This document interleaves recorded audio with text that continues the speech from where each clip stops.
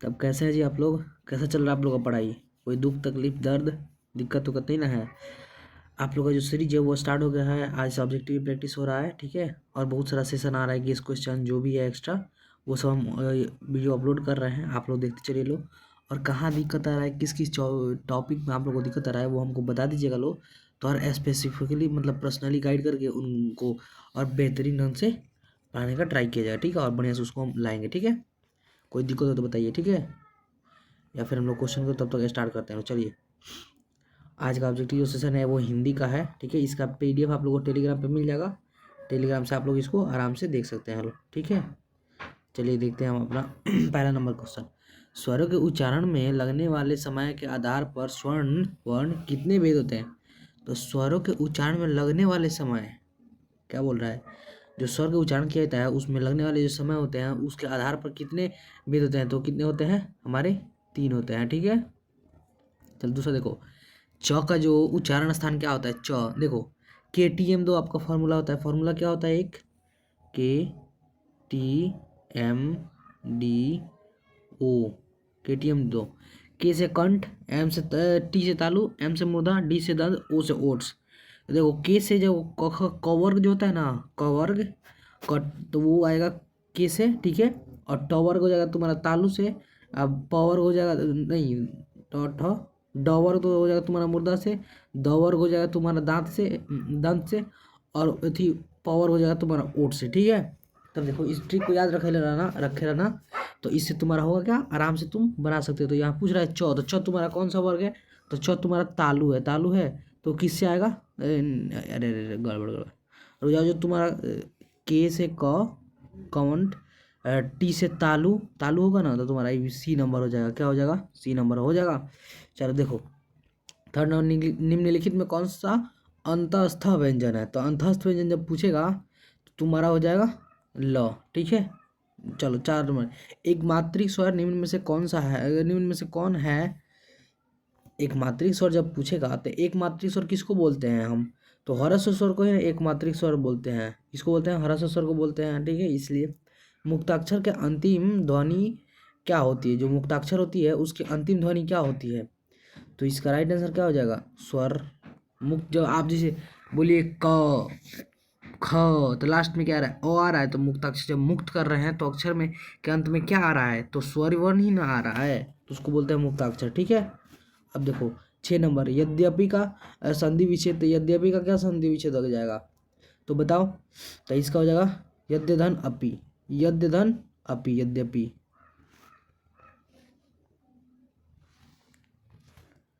अरे यद्य धन अपि होगा। चलो 7 नंबर, निम्न में से कौन सा शुद्ध शब्द कौन है? तो शुद्ध शब्द जब पूछेगा भीष्म, विधि, प्राण, दधीचि, तो राइट आंसर इसका क्या हो जाएगा? 7 का राइट आंसर, जो दधीचि मुनि का जो नाम है यहाँ पे दधीचि, ये तुम्हारा शुद्ध हो जाएगा, ठीक है। अब आगे देखो 8 नंबर, निम्नलिखित में इकहरा उदाहरण चिन्ह कौन है? इकहरा उदाहरण चिन्ह, जब इकहरा उदाहरण चिन्ह तुम्हारा पूछेगा तो इकहरा तुम्हारा उदाहरण चिन्ह जो, एक सेकंड रुक जाओ, ये तुम्हारा ऑप्शन नंबर जो ए है वही होगा, ठीक है। चलो 9 नंबर, त्र क्या है? त्र क्या है? स्पर्श व्यंजन, संयुक्त व्यंजन, अंतस्थ व्यंजन, ऊष्म व्यंजन। तो तुम्हारा त्र क्या है? तो त्र तुम्हारा संयुक्त व्यंजन है। त और र के मिल से बना है ना, इसलिए संयुक्त व्यंजन है, ठीक है। अब देखो, उस विकार शब्द को क्या कहते हैं जिसमें किसी विशेष वस्तु, भाव और जीव के नाम का बोध हो? जब किसी विशेष वस्तु, जीव के भाव का नाम का बोध होता है तो उसको सर्वनाम बोलते हैं, क्रिया बोलते हैं, संज्ञा बोलते हैं, या क्रिया विशेषण। तो क्या बोलते हैं उसको? उस विकारी शब्द को क्या बोलते हैं? कमेंट बॉक्स में बताओ। तो उसको क्या बोलते हैं? संज्ञा बोलते हैं। परिभाषा नहीं पढ़ा है लो, संज्ञा किसी वस्तु स्थान के भाव के नाम को संज्ञा बोलते हैं, ठीक है। 11 नंबर, आज्ञा शब्द में कौन लिंग है? पुल्लिंग है, अप्राणवाचक अप्राणवाचक लिंग है, उभय लिंग है, स्त्रीलिंग है। तो इसका राइट आंसर क्या होगा? आज्ञा में कौन सा लिंग है? तो आज्ञा में तुम्हारा स्त्रीलिंग है, ठीक है। वाष्प क्या है? तत्समय, तद्भव है, देशज है, विदेशज है। तो वाष्प तुम्हारा क्या है? तो वाष्प तुम्हारा तत्सम शब्द है, ठीक है। आगे बढ़ो, श्रीमान शब्द में स्त्रीलिंग के रूप में क्या है? तो श्रीमान का स्त्रीलिंग क्या हो जाएगा? श्रीमानी, श्रीमती, श्रीमाइन, श्रीमानिन। तो श्रीमती, श्रीमान का श्रीमती। लड़का का बहुवचन क्या हो जाएगा? लड़के। ये तो इजी जी क्वेश्चन है जी। संज्ञा से या सर्वनाम के जिस रूप से किसी अन्य किसी जिस रूप से वाक्य के अन्य शब्दों के साथ उनका संबंध सूचित किया जाता है उसे क्या कहते हैं?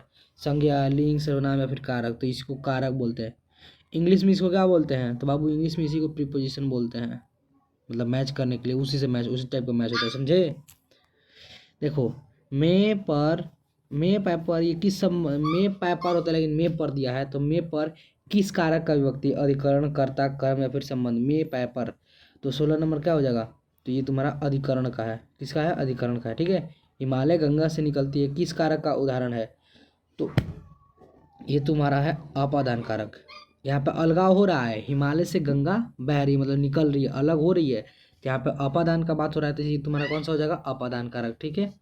चलो 19 नंबर, हिंदी में कितने सर्वनाम है? जो हिंदी है उसमें कितने सर्वनाम के कितने होते हैं? तो हिंदी में तुम्हारा जो सर्वनाम होगा वो तुम्हारा हो जाएगा 11। ठीक है। मेरा एक कुत्ता है जो भोपाल से लाया गया है किस सर्वनाम का उदाहरण है? तो मेरा एक कुत्ता है, मेरा एक कुत्ता है जो भोपाल से लाया गया है किस सर्वनाम का उदाहरण है? तो ये तुम्हारा संबंध वाचक सर्वनाम का उदाहरण है। ठीक है। अब देखो 20 नंबर, जो संज्ञा या सर्वनाम की विशेषता बताए उसे क्या कहते हैं? संज्ञा, क्रिया, कारक या फिर विशेषण। जो संज्ञा या सर्वनाम की विशेषता बताता है उसे क्या बोलते हैं? तो उसे विशेषण बोलते हैं। ठीक है। अब आगे देखो, 50 हाथी किस विशेषण का उदाहरण है? तो जब 50 से मतलब संख्या दिख गया तो संख्यावाचक विशेषण। ठीक है। अब देखो, मोहन मुझसे किताब लिखता है, मोहन मुझसे किताब लिखता है किस क्रिया का उदाहरण है? यौगिक क्रिया, प्रेरणार्थक क्रिया, सकर्मक क्रिया, अकर्मक क्रिया। तो ये तुम्हारा कौन सा क्रिया हो जाएगा? प्रेरणार्थक। देखो, प्रेरणा लेके, जैसे मैं तुमसे प्रेरणा लेकर पढ़ाता हूँ या तुम मुझसे प्रेरणा लेकर पढ़ते हो, तो ऐसे ही मोहन मुझसे किताब लिखता है, मुझसे किताब लिखता है मतलब मुझसे प्रेरणा लेकर के किताब लिखता है। तो ये कौन सा होगा? प्रेरणार्थक क्रिया हो गया। ठीक है। अब देखो आगे नंबर 23 नंबर, सत्यवान एक वर्ष से अधिक जीवित नहीं रहेगा। सत्यवान एक वर्ष से अधिक जीवित नहीं रहेगा, नहीं रहेगा, क्या यहाँ पे आ रहा है? नहीं रहेगा। ये नहीं कि रहा, रह चुका, ये नहीं, रहेगा। तो कौन सा काल है? भविष्यत काल है। ठीक है। ऐसा शब्द जो यौगिक हो, यौगिक तो है होते हैं, पर अर्थ के विचार से अपने सामान्य अर्थ को छोड़कर किसी परंपरा से विशेष अर्थ के परिचायक हैं, वो क्या कहलाते हैं? तो वो क्या कहलाता है? तुम्हारे यौगुण शब्द कहलाते हैं, यौगुण शब्द का। ठीक है। देखो 25 नंबर, अजान शब्द में उपसर्ग क्या है? अजान शब्द में तुम्हारा उपसर्ग क्या है? अस, अ उपसर्ग है। ठीक है। उपसर्ग कितने होते हैं? तो उपसर्ग टोटल 22 होते हैं। ठीक है। प्रपरा, अपसम, अनु, अवनिश, निर, ऐसा होता है 22 को। ठीक है। आपको हम आगे सेशन जब पढ़ाएंगे, आप लोग का जो छोटा भाई बहन है उसके लिए जो बैच आएगा उसमें पूरा ग्रामर बेहतरीन ढंग से पढ़ाएंगे, एकदम फ्री ऑफ कॉस्ट। ठीक है। तो उन सबको बता दीजिएगा कि ग्रामर का, पूरे मैथ, साइंस, सोशल, हर चीज़ का बेहतरीन ढंग से पढ़ाया जाएगा। ठीक है। एक सेकंड।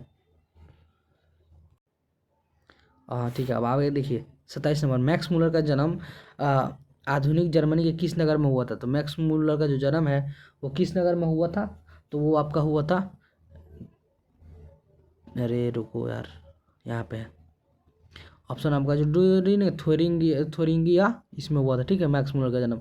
भारत किसकी भूमि है? तो भारत भूमि है पाश्चात्य संस्कृति की, ब्राह्मण एवं वैदिक धर्म की, लैटिन संस्कृति की, या फिर साइरिया संस्कृति। तो ये सब तो आपका है ही नहीं। ऑप्शन इसका क्या हो जाएगा आपका? बी, ब्राह्मण एवं वैदिक धर्म की। ठीक है। अब देखो, वाराणसी के पास दारिस नामक सिक्का सोने के सिक्कों से भरा घड़ा किसको मिला था? रॉबर्ट क्लाइव को, रॉबर्ट कॉर्नवालिस को, वारेन हेस्टिंग को, सर अंसोर को। किसको मिला था बताओ?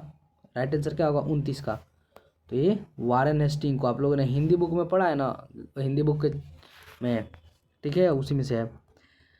प्रत्न मानव का प्रत्न मानव का अर्थ क्या है? प्रत्न जो मानव था उसका अर्थ क्या होता है? आधुनिक मानव, या फिर मध्यकालीन मानव, धार्मिक मानव, या फिर प्राचीन मानव। तो इसका राइट आंसर क्या हो जाएगा आपका? 30 का। तो इसका राइट आंसर आपका हो जाएगा प्रत्न मानव मतलब प्राचीन मानव। ठीक है। लेखक हजारी प्रसाद द्विवेदी ने दयनीय जीव किसे कहा है? तो लेखक हजारी प्रसाद द्विवेदी ने दयनीय जीव किसको कहा है? अल्पज्ञ पिता को, अल्पज्ञ माँ को, अल्पज्ञ भाई को, या फिर अल्पज्ञ बहन को। तो इसका राइट आंसर तुम्हारा क्या हो जाएगा? तो अल्पज्ञ पिता को कहा है। ठीक है। अब देखो 32 नंबर, किस शासक ने ऐसा सिक्का चलाया जिस पर नागरी लिपि में रामसिया शब्द अंकित है? तो उस बादशाह, जहांगीर, अकबर, औरंगजेब या फिर बाबर। तो इसका राइट आंसर तुम्हारा क्या हो जाएगा? अकबर जी। ठीक है, बादशाह अकबर। चंद्रगुप्त विक्रमादित्य का व्यक्तिगत नाम क्या था? तो चंद्रगुप्त विक्रमादित्य थे, उनका व्यक्तिगत नाम क्या था? तो देव। ठीक है। चलो, कर्नाटक प्रदेश में वल्लभ श्रवणबेल गोल स्थान किसका प्रसिद्ध तीर्थ स्थल है? बौद्ध का, शैव मुनियों का, वैष्णव का, या फिर जैनों का? तो 34 का राइट आंसर तुम्हारा क्या हो जाएगा? तो जैनों का। ठीक है, किसका है? जैनों का। चलो, बहादुर शीर्षक पाठ में किसकी कहानी है? नेपाली गवाई गोरखे की, चौकीदार की, विद्यार्थी की, स्वतंत्रता सेनानी की? तो बहादुर जब पाठ है उसमें किसकी बात है? तो बहादुर में जो है वो नेपाली गवाई लड़के की है। ठीक है। बहादुर से मार खाकर भैंस भागी किसके पास चली आई? तो बहादुर की माँ के पास। किसके पास चली? बहादुर की माँ के पास। ठीक है। अब देखो, बड़े भाई किस लेखक की रचना है? बड़े भाई किसकी रचना है? बिरजू महाराज की, यतीन्द्र मिश्र की, रामविलास शर्मा की, महात्मा गांधी की? तो राइट आंसर क्या हो जाएगा? तो इसका हो जाएगा यतीन्द्र मिश्र की। ठीक है। अब देखो, दक्षिण भारत में मंगलम नागवरम की तरह शहनाई के किसकी मध्य ध्वनि का है संपूरक है?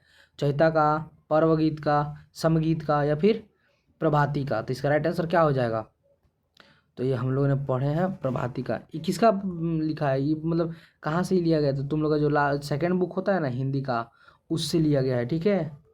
मरते दम तक न शहनाई छूटेगी न काशी, यह कथन किसका है? बिस्मिल्लाह खान का, बुद्धादित्य मुखर्जी का, पंडित राम सहाय मिश्र का, मोहम्मद खान का? किसका है राइट आंसर है?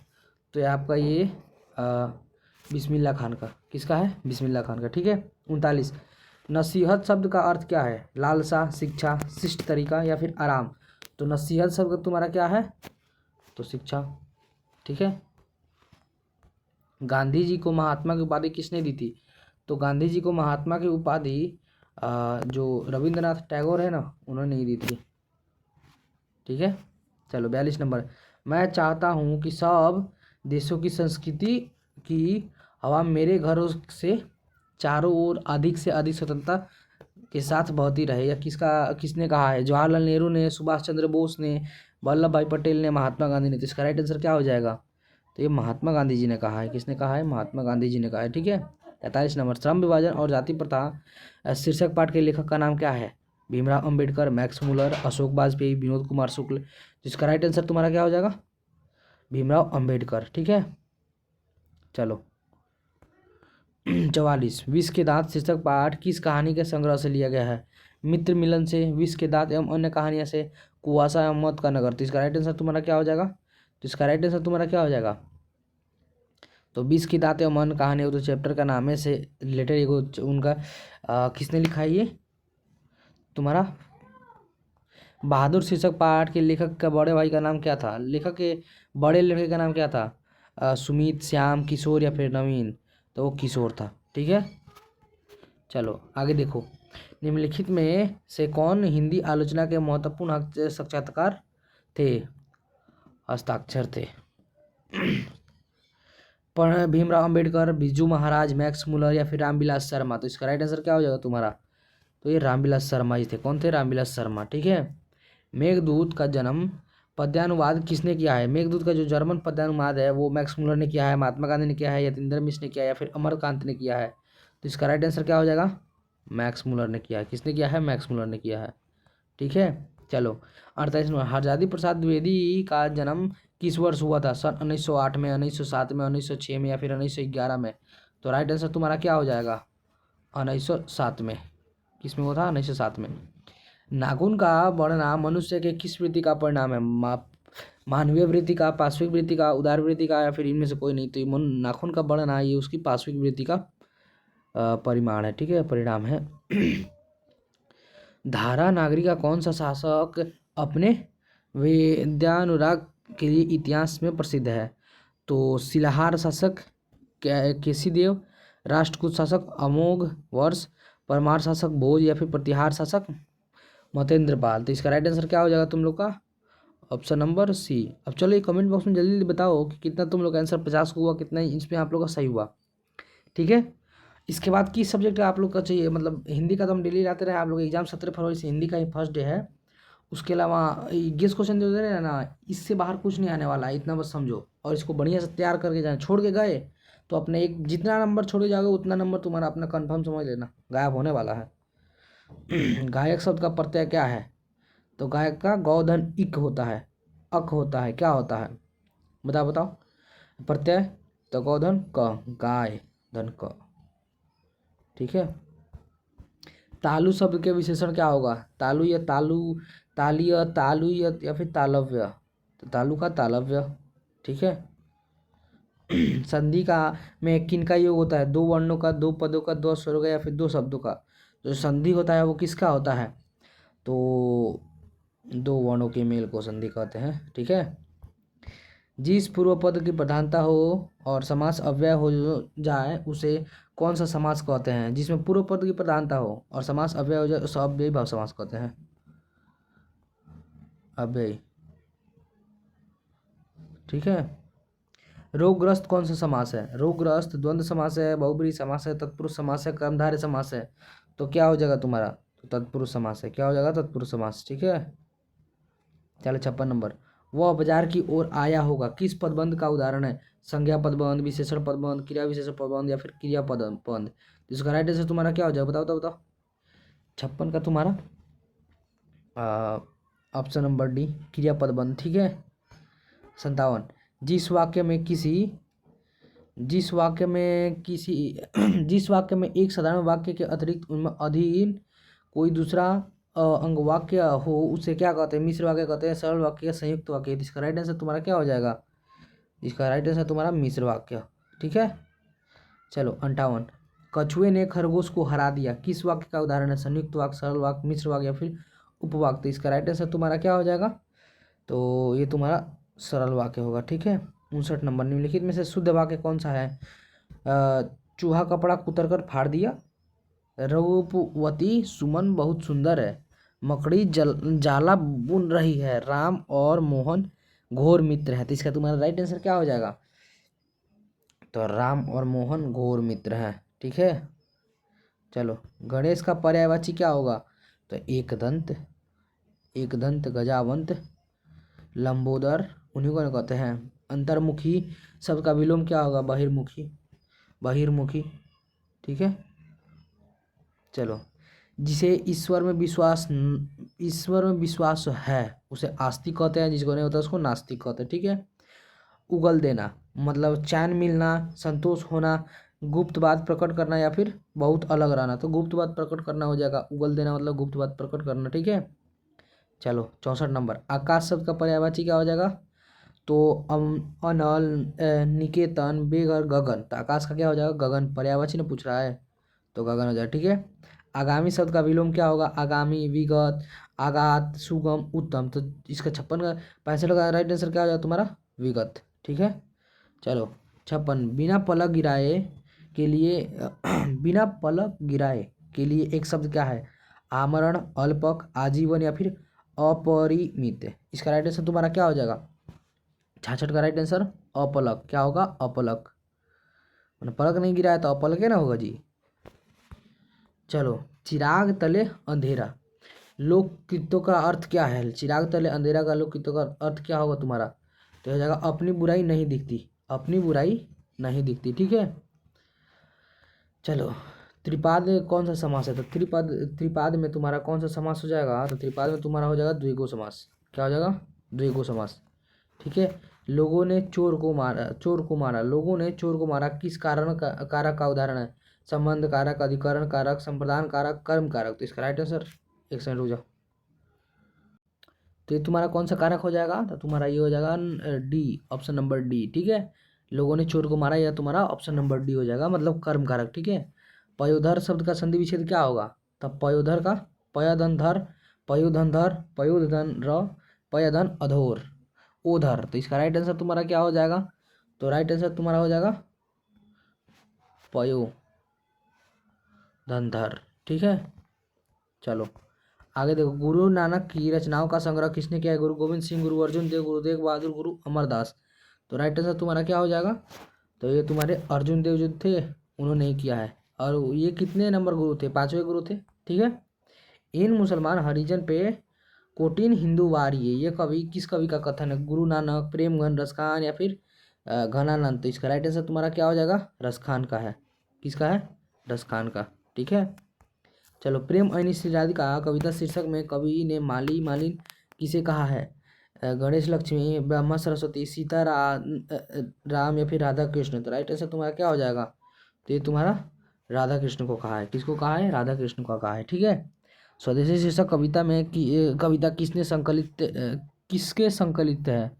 तो ये स्वदेशी जो शीर्षक कविता है प्रेमगंज स्वरस से या फिर जीर्ण जनपद से या फिर भारत सौभाग्य से या फिर पराग रागमन से। तो किससे है जी? बताओ बताओ। तो तुम्हारा जी प्रेमगंज जो है ना, प्रेमगंज स्वरस से, इससे है। ठीक है, चलो 75 नंबर। युगपद किस कवि की रचना है? अनामिका की, सुमित्रानंद पंत की, वीरेंद्र डंगवाल की या फिर जीवनानंद दास की। तो 75 नंबर तुम्हारा आंसर क्या हो जाएगा? तो इसका तुम्हारा हो जाएगा वीरेंद्र डंगवाल। ठीक है, अच्छा ये बताओ, ग्रामीण जीवन में यथार्थवादी चित्रण प्रेमगन रचित किस काव्य में है? पराग राग पराग गमन में, पराग राम गमन, भारत सौभाग्य में, जीर्ण जनपद में या फिर इनमें से कोई नहीं। तो राइट आंसर तुम्हारा क्या हो जाएगा? जीर्ण जनपद में। किसमें? जीर्ण जनपद में। ठीक है। मीर मुंशी ने किस कवि का वध किया है? तो मीर मुंशी ने रामधारी सिंह दिनकर का, गुरु नानक का, आगे का या फिर घनानंद का। तो राइट आंसर तुम्हारा क्या हो जाएगा? घनानंद का। ठीक है, चलो। 30 कोटिन संतान नग्न तन, यह पंक्ति किस शीर्षक कविता से है? भारत माता से है। इसका तो राइट आंसर यही हो जाएगा जी, भारत माता से। कैसे कि आप लोग पोएम में पढ़वे किए हैं भारत माता के दुर्दशा के बारे में बताया गया, भारत के दुर्दशा के बारे में। ठीक है। निम्न में से कौन कविता भारत के, तो इसका राइट आंसर आपका जो 79 है, इसका राइट आंसर आपका हो जाएगा लोकतंत्र में जनतंत्र, जनतंत्र का जन्म। ठीक है, अब देखो। एक बिंदु साहस उछली किसकी रचना है? एक बूंद सहसा उछली, यह रचना है तुम्हारा किसका है जी? तो ये अगे जी का है। किसका है? अगे जी का है। ठीक है, ऑप्शन नंबर आपका ए हो जाएगा। गुरु नानक किस धर्म के परिवर्तन किया? गुरु नानक ने किस धर्म का परिवर्तन किया? तो मुस्लिम धर्म का, सिख धर्म का, हिंदू धर्म का या फिर ईसाई धर्म का। तो इसका राइट आंसर तुम्हारा क्या हो जाएगा? सिख धर्म का। गुरु नानक जी ने सिख धर्म का परिवर्तन किया। ठीक है, आगे देखो 82 नंबर। कवि घनानंद का वध किसके सैनिकों ने किया था? तो ये किए थे नादिर शाह के सैनिकों ने। ठीक है, आगे देखो। संप्रदाय मुक्त कृष्ण भक्त कवि कौन थे? गुरु नानक थे, प्रेमगंज थे, घनानंद थे या फिर रसखान थे। तो इसका राइट आंसर तुम्हारा क्या हो जाएगा? तो इसका राइट आंसर हो जाएगा तुम्हारा रसखान थे। कौन थे? रसखान थे। ठीक है। मेरे बिना तुम प्रभु शीर्षक कविता किसके द्वारा भाषांतरित किया गया है? धर्मवीर भारती, अनामिका, वीरेंद्र डंगवाल या फिर कुंवर नारायण। तो इसका राइट आंसर तुम्हारा क्या हो जाएगा? इसका तुम्हारा हो जाएगा कुंवर नारायण। ठीक है, 85 नंबर देखो। तुर्की के महाकवि नाजिम हिकायत की कविता का अनुवाद किस कवि ने पहल पुस्तिका के रूप में किया है? अगे, वीरेंद्र डंगवाल या फिर जीवनानंद दास या फिर रेनर मारिया रिल्के ने। तो इसका 85 का तुम्हारा राइट आंसर क्या हो जाएगा? वीरेंद्र डंगवाल। ठीक है, आप लोग कमेंट बॉक्स में बताते चलो। ठीक है, कवित्री अनामिका के पिता का नाम क्या था? ब्रज किशोर, अवध किशोर, श्यामानंद किशोर या फिर नवल किशोर। तो राइट आंसर तुम्हारा क्या हो जाएगा? इसका राइट आंसर बताओ बताओ 86 का। तो ये श्यामानंद किशोर। ठीक है, श्यामानंद किशोर वहीं। चलो, पंक्ति में वो पंक्ति से उत्तर जाता है उसका रव, पंक्ति से उतर जाता है उसका रव, यह कविता की पंक्ति है। किस कविता का पंक्ति है? भारत माता, स्वदेशी, हमारा, हमारी नींद, अक्षर ज्ञान। तो ये अच्छा ख बोल रहा है ना। हाँ, पंक्ति से उतर जाता है ख, तो ये अक्षर ज्ञान का है, अनामिका जिसको लिखी है। ठीक है, अब देखो। किसके बिना प्राणी को मुक्ति नहीं मिलती? गुरु ज्ञान के बिना, कीर्तन के बिना, भजन के बिना, दान के बिना। यही गुरु ज्ञान के बिना प्राणी को मुक्ति नहीं मिलती। ठीक है। घनानंद किस धारा के कवि हैं? राष्ट्रीय काव्य धारा के, रीतिमुक्त धारा के, सांस्कृतिक काव्य धारा के, छायावादी काव्य धारा के। तो राइट आंसर क्या हो जाएगा बताओ? तो ये तुम्हारे रीतिमुक्त काव्य धारा के हैं, रीतिमुक्त धारा के। ठीक है, अब देखो।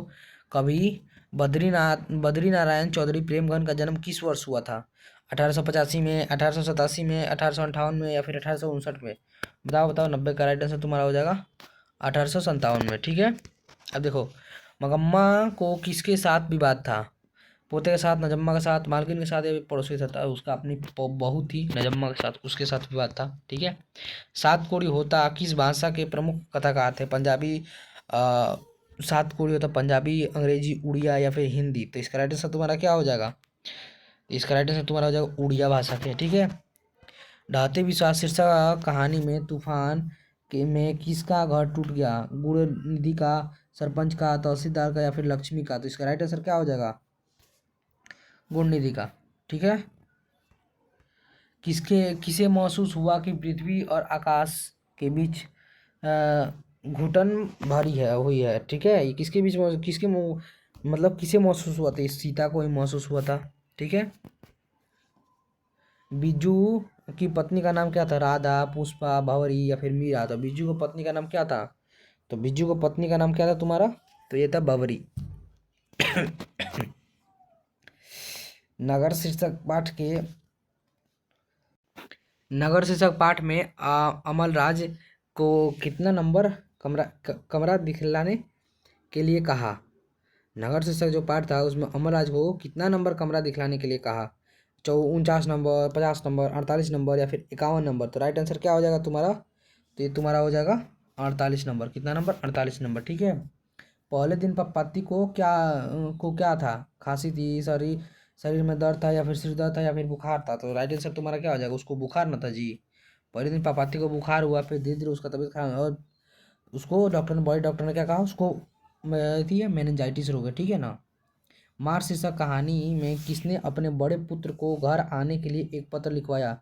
माँ जी ने, छोटे पुत्र ने, कामू ने या फिर पड़ोसी ने? तो किसने कहा था? तो माँ जी ने कहा था। ठीक है। खून की सगाई किनकी प्रसिद्ध कहानी है? सात कोड़ी होता, ईश्वर पेटलीकर या फिर सुजाता या फिर सावर दैया? तो किसकी है जी? तो ये ईश्वर पेटलीकर की है। किसकी है? ईश्वर पेटलीकर की है। ठीक है।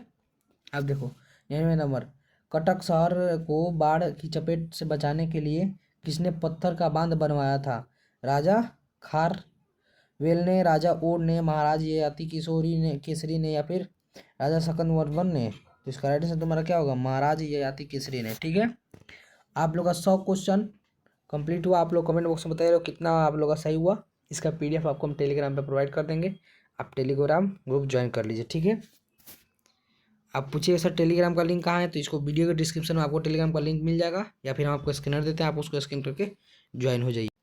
ये आपका स्कैनर है। इधर ये जो लेफ्ट वाला है, ये वाला जो आपका है, ये आपका टेलीग्राम का है, ये वाला आपका व्हाट्सअप का है। तो आप व्हाट्सअप पे चाहें तो आप व्हाट्सअप पे जुड़ जाइएगा। आपको वहाँ पे जल्दी जल्दी आपको क्लास का नोटिफिकेशन या फिर सब कुछ मिल जाएगा। और टेलीग्राम पे जुड़िएगा तो आपको फ्री ऑफ कॉस्ट PDF मिल जाएगा। ठीक है। तो आप लोग स्कैन कर लीजिए लो, आराम से ज्वाइन हो। गूगल स्कैन से फोटो खींच के इसका स्क्रीनशॉट लेके और गूगल स्कैन से स्कैन करके ज्वाइन हो जाइए। ठीक है। चलिए मिलते हैं कल, तब तक के लिए जय हिंद।